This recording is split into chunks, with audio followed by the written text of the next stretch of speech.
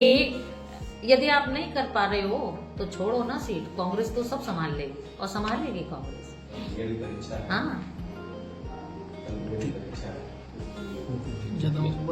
बस ठीक है। समाज सेवा करना हमारा मुख्य लक्ष्य है, नंबर 1। ये मेरा घर है और यहाँ के लोग हमारे हैं। यहाँ जितना प्यार इन लोगों ने दिया है तो मैं वापस गई ही नहीं। लोग केवल चुनाव लड़ने आते हैं, मैं केवल चुनाव लड़ने नहीं आई, इनका दिल जीतने आई।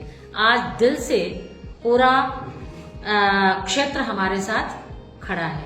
और रही बात हाईकमान की, तो अभी हमारे माननीय प्रदेश अध्यक्ष जी आए थे, उन्होंने क्लियर कट कहा था।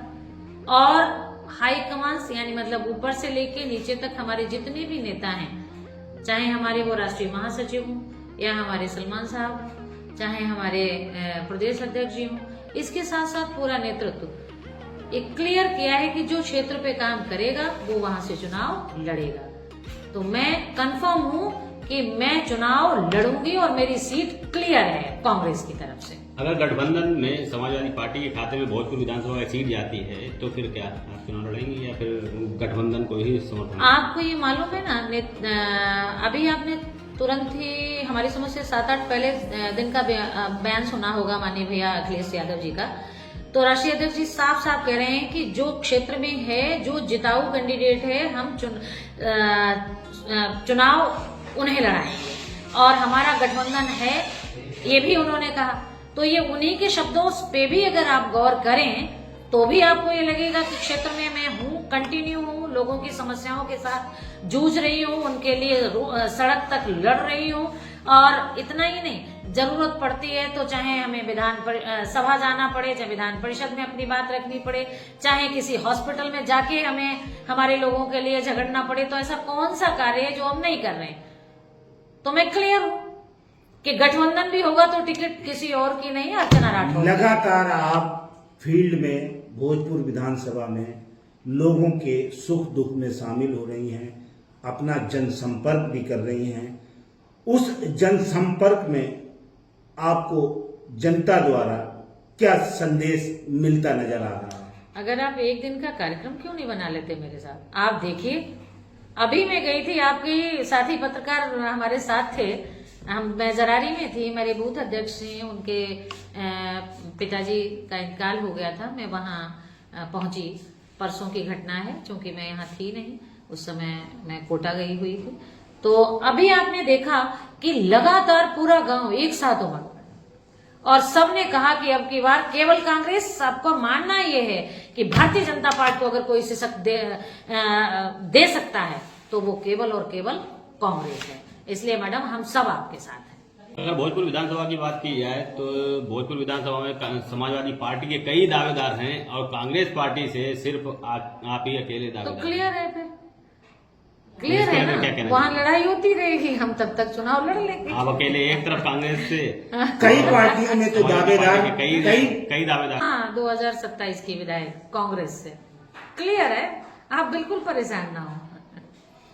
हाँ, ये समय कांग्रेस का है, हालांकि हर कीमत पे लड़ना है और मैं चुनाव लड़ूंगी और चुनाव जीतूंगी। कहीं ना मैं कहीं संकल्पबद्ध। कहीं आप ये बताएं कि मैं लगातार, आप ये भी देख रहे हैं कि मनरेगा की समस्या को लेकर के हमने घेराव किया कि नहीं, हमारी पार्टी ने घेराव किया कि नहीं।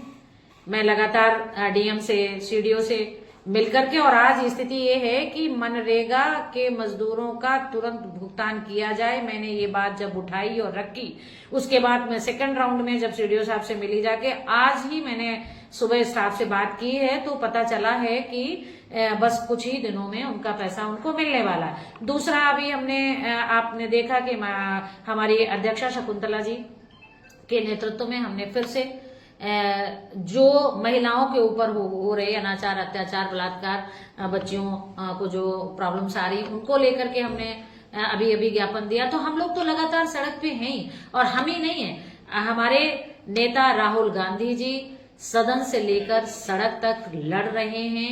हमारे नेता आदरणीय प्रदेश अध्यक्ष जी, हमारे नेता अविनाश पांडे जी जो हमारे राष्ट्रीय महासचिव हैं, प्रभारी उत्तर प्रदेश हैं, आदरणीय सलमान साहब हैं, वो लगातार न्यायालय से लेकर के सड़क से लेकर सदन तक लगातार हमारी पार्टी जूझ रही है। तो और इससे ज्यादा हम क्या कर सकते हैं। और हमें पूरी उम्मीद है कि अगला चुनाव, अगला आने वाला समय जनता बदल देगी और हाथ को स्वीकार करेगी। कांग्रेस की तरफ उनका मूड बन चुका है। अगर जनपद फर्रुखाबाद की पूरी बात करें, चारों विधानसभाओं की, सिर्फ भोजपुर विधानसभा से ही सिर्फ आप ही जो है एक्टिव दिखाई दे रही हैं और दावेदारी कर रही हैं कांग्रेस से, और बाकी तीनों विधानसभाओं में एक भी कोई प्रत्याशी नहीं दिख रहा है, और जिले में जो है कांग्रेस पार्टी जो है निचले स्तर पर जा रही है। इसको लेकर क्या कहना चाहिए? अरे भैया, लगातार आपको मैडम लुईस कुर्सी जी अपने क्षेत्र में हैं, बस अदर और शकुंतला जी अपने क्षेत्र में हैं,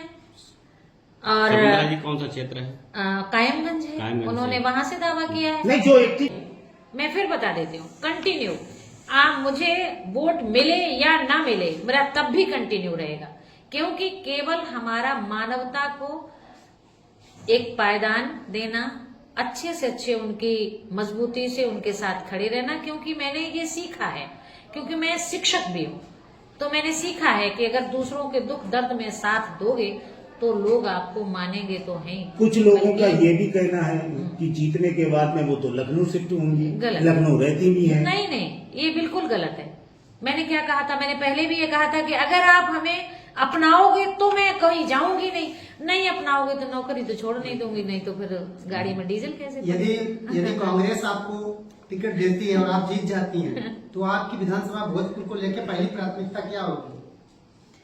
मैंने पहले भी आपसे ये कहा था कि टूटी हुई सड़कें आपको दिखेंगी नहीं। आज मैं जिस रोड से आ रही थी, मैं बार बार उसको अभी तो आवाज ही बना रही भोजपुर के लिए हूँ। कुछ नया क्या करेंगे? भोजपुर विधानसभा के लिए विशेष रूप से मैंने ये कहा था कि यहाँ आलू का प्रोडक्शन बहुत है, तो मैं कोई भी ऐसा कार्य करना चाहूंगी जिससे कि हमारे युवाओं को यहीं पे, उन्हें बाहर पलायन ना करना पड़े, उन्हें यहीं रोजगार मिले। केवल मील बनाना अपने लिए है, वो मैं अपने लिए काम नहीं करूंगी, मैं ऐसा काम करूंगी जिसमें लोग खुद को मतलब एक स्टेज पे समझ सकें कि हाँ दीदी ने कुछ किया, तो यूथ के लिए।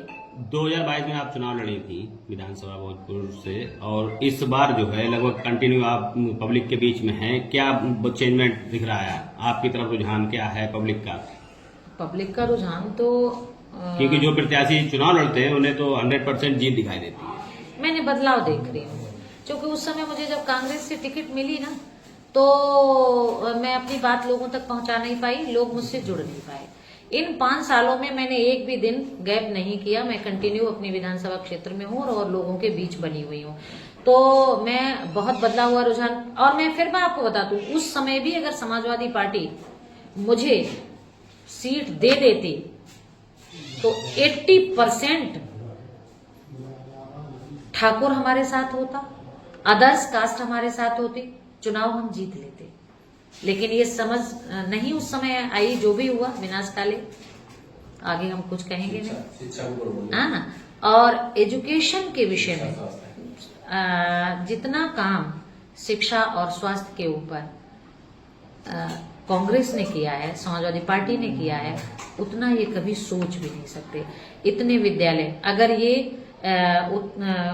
कांग्रेस ने ये निर्णय ना लिया होता कि घर घर शिक्षा कैसे हो, तो शायद इतने सारे प्राइमरी विद्यालय ना खोले जाते, सरकारी विद्यालय ना खोले जाते, और बड़े लोगों के बच्चे तो पढ़ जाते, लेकिन गरीब तबके के बच्चे कभी पढ़ नहीं पाते और ना वो कलेक्टर बन पाते। आज पुराने जितने भी लोग हैं आप ये देख लें, तो मेरा मूलभूत कार्यक्रम रहेगा कि मैं शिक्षा और स्वास्थ्य के ऊपर विशेष काम करूं। लगातार शिक्षा, स्वास्थ्य और रोजगार के लगातार परीक्षाएं हो रही हैं हाँ, नौकरियों को लेकर, और नीट का पेपर अभी लीक हो गया है, तो पेपर उसको लीक हो लेकर रहा क्या है। कहना चाहेंगे? एक नीट का पेपर लीक हो गया, जितने भी पेपर होते हैं सब लीक हो रहे हैं, तो कैसी ये व्यवस्था है? इस व्यवस्था के हम सभी खिलाफ तो हैं ही, और मांग करते हैं सरकार से